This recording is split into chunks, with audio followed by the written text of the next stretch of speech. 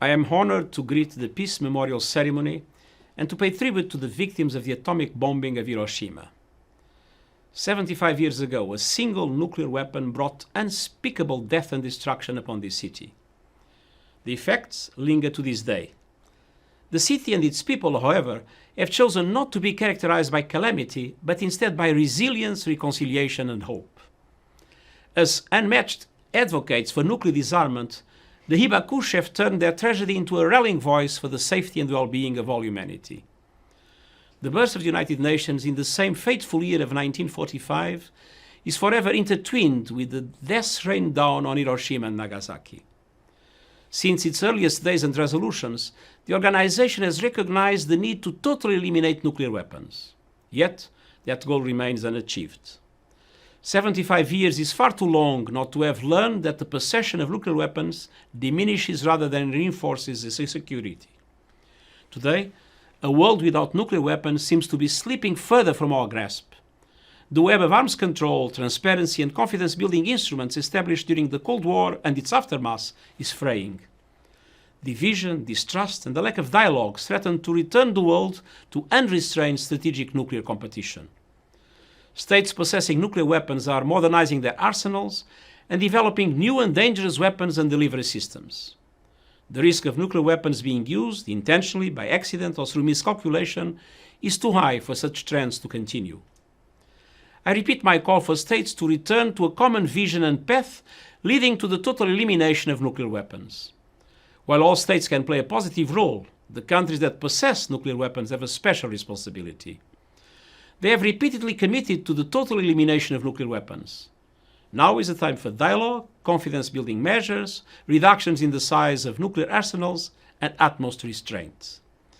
We must also safeguard and strengthen the international non-proliferation and disarmament architecture. States will have an opportunity to return to this shared vision at the next year's review conference of the Treaty on the Non-Proliferation of Nuclear Weapons. The Treaty on the Prohibition of Nuclear Weapons is a further pillar of the disarmament regime, and I look forward to its entry into force. The entry into force of the Comprehensive Nuclear Test Ban Treaty also remains a top priority in order to entrench and institutionalize the global norm against nuclear testing. This commemoration takes place in the shadow of the COVID-19 pandemic, which has brought turmoil into our lives in so many ways. The pandemic has also exposed so many of the world's fragilities, including in the face of the nuclear threat. The only way to totally eliminate nuclear risk is to totally eliminate nuclear weapons. Young people have an important role. They, and civil society as a whole, have proved their power time and again in support of the cause of disarmament. We should listen to their ideas and give them the space to make their voices heard. The United Nations and I will continue to work with all those who seek to achieve our common goal, a world free of nuclear weapons. Thank you.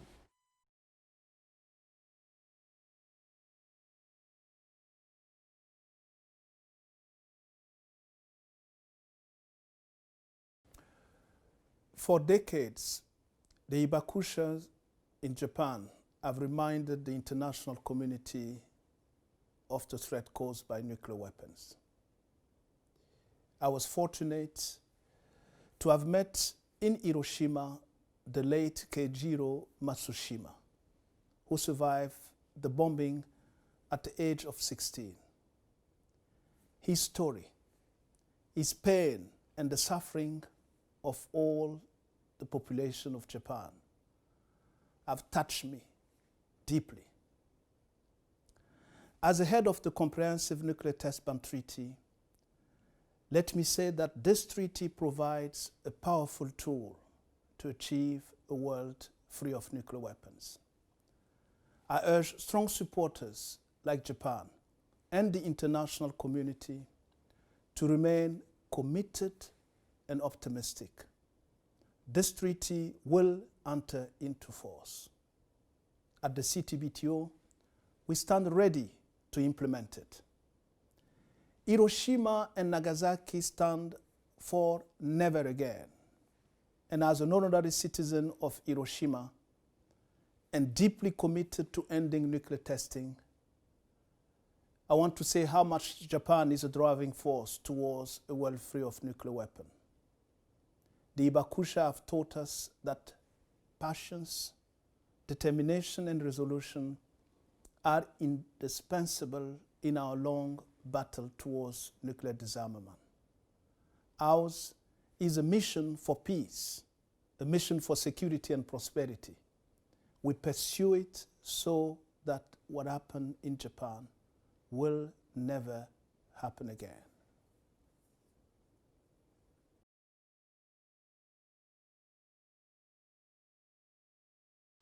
I would like to offer my prayers for the souls of the people who lost their lives during the nuclear bombing of Hiroshima in August 1945. Having participated in the Peace Memorial ceremony for the last 4 years, may I also express my sympathy and profound admiration to the survivors who have gone beyond their personal sufferings to work tirelessly towards achieving a world free from war. I would like to note that FAO, an organization that works to achieve a world free from hunger and malnutrition, was born 75 years ago as the world tried to rebuild itself from the ashes of the war. 3/4 of a century later, it is worthwhile for us to revisit the close link between peace and food security.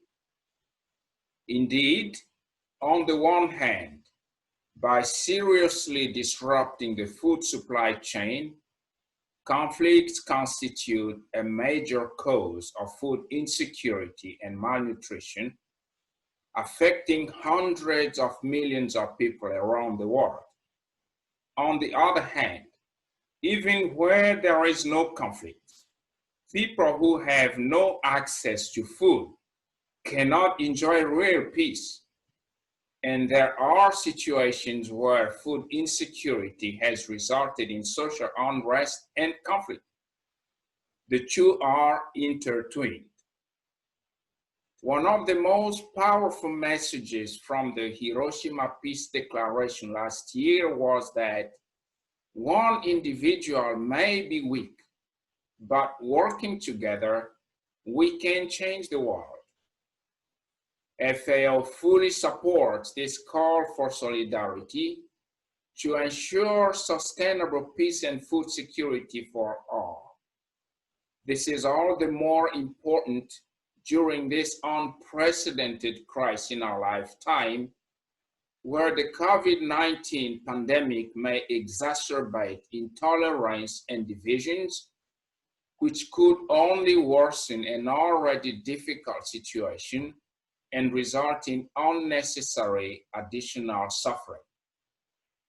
On this historic anniversary, FAO reiterates its commitment to work hand in hand with all partners, including with the people of Hiroshima, to achieve a just world where everyone, everywhere, can enjoy lasting peace and food security. Thank you.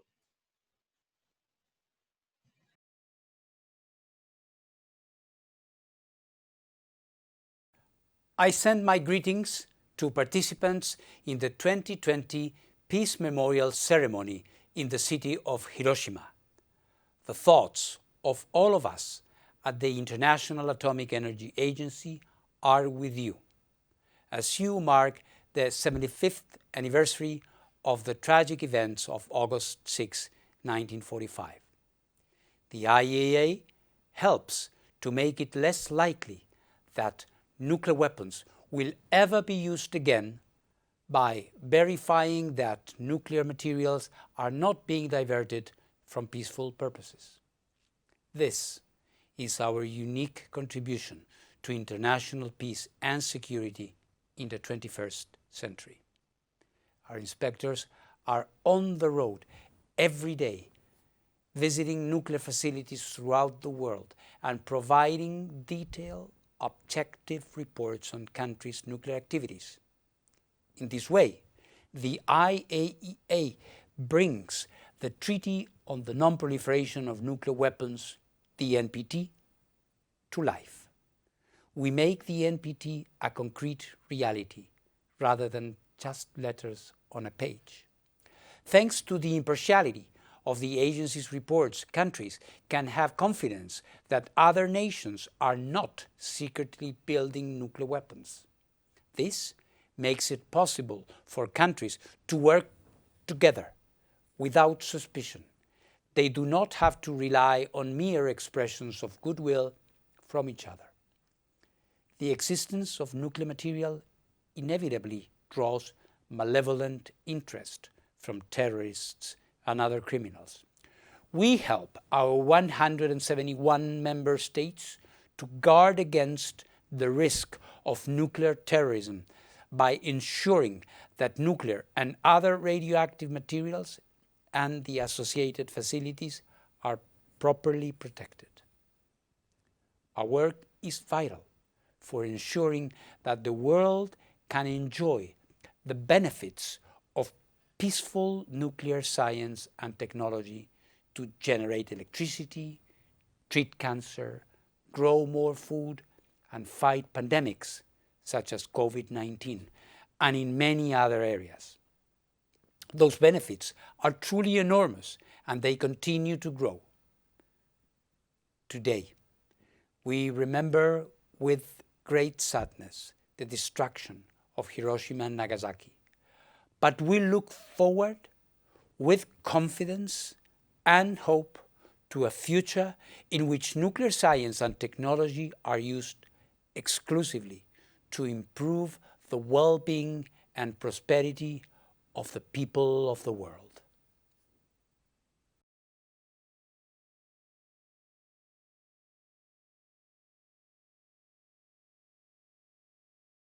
Dear friends, it is my great honor to address you at this Peace Memorial Ceremony, which marks the 75th anniversary of the bombing of Hiroshima. I visited your beautiful city in 2015 and witnessed the terrifying place destroyed by the atomic bomb, and the new city you have rebuilt afterwards. So I know firsthand what a remarkable city Hiroshima is. Time can never obliterate the terror and the trauma of that day. And yet, since then, the city of Hiroshima and its people have shown us so much about building back and building better. The coronavirus COVID-19 pandemic is proving to be one of the most terrible natural disasters in the last century. In this difficult situation, it is important to remember the courage and perseverance of the people of Hiroshima and what you and your city have shown us about building back better after such an unprecedented catastrophe. IT believes that the information and communication technologies, ICTs, are an essential part of building better. Since the onset of COVID-19, ICTs have helped us continue our lives. Remote imagery and diagnostics for doctors and hospitals, teleworking for office workers, remote learning for school students, video calling for citizens to keep in touch with their loved ones, etc. Communication systems are proving vital for the delivery of many other services. A critical component in these efforts have been to ensure secure, reliable, and trustworthy ICT services for all. ICTs also play a vital role with regard to the Sustainable Development Goals, SDG 16, which aims to promote peaceful and inclusive societies for sustainable development. The ITU Constitution itself calls for promotion of the use of telecommunication services with the objective of facilitating peaceful relations and aims to harmonize the actions of member states and promote fruitful and constructive cooperation and partnership.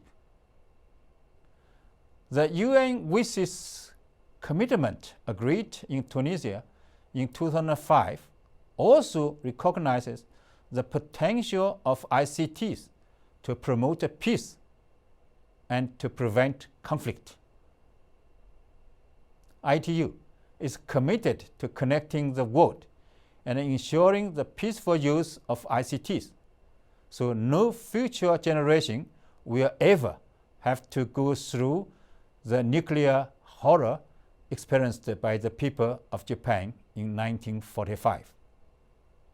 I joined the UN Secretary General in calling for us to build back after the pandemic and build back better, which the people of Hiroshima have shown us how to do since 1945. I commend your wish, your determination, and your efforts. I wish the city of Hiroshima and its people a very happy and peaceful life in their future. I wish you all a very good Peace Memorial Day. Thank you.